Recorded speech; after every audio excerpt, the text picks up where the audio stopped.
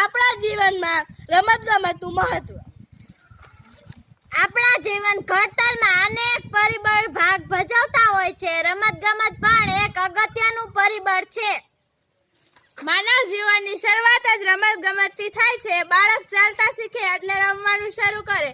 સંતા કુકડી, સાત તાળી અને લંગડી જેવી રમતો રમતા તે ક્રિકેટ, ટેનિસ, ફૂટબોલ જેવી રમતો તરફ આકર્ષાય છે. ગામડાના કિશોરો મહદંશે ગિલ્લી દંડા અને હુતુતુ જેવી રમતો રમે છે, જ્યારે શહેરોમાં ક્રિકેટ, હોકી, ટેનિસ, બેડમિન્ટન જેવી રમતોનું ચલણ વધુ હોય છે.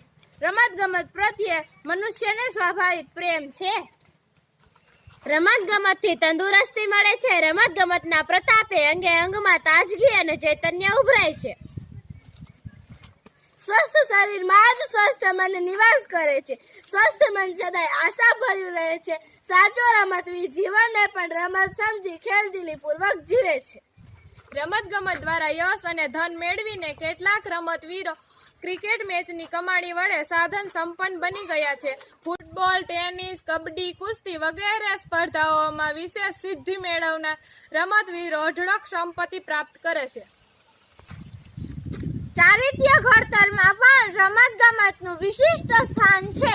શિસ્ત, સાહસ, સંયમ, સહકાર અને ખેલદિલી જેવા ઉત્તમ ગુણ ખીલવવામાં રમતગમત ખૂબ જ ભાગ ભજવે છે.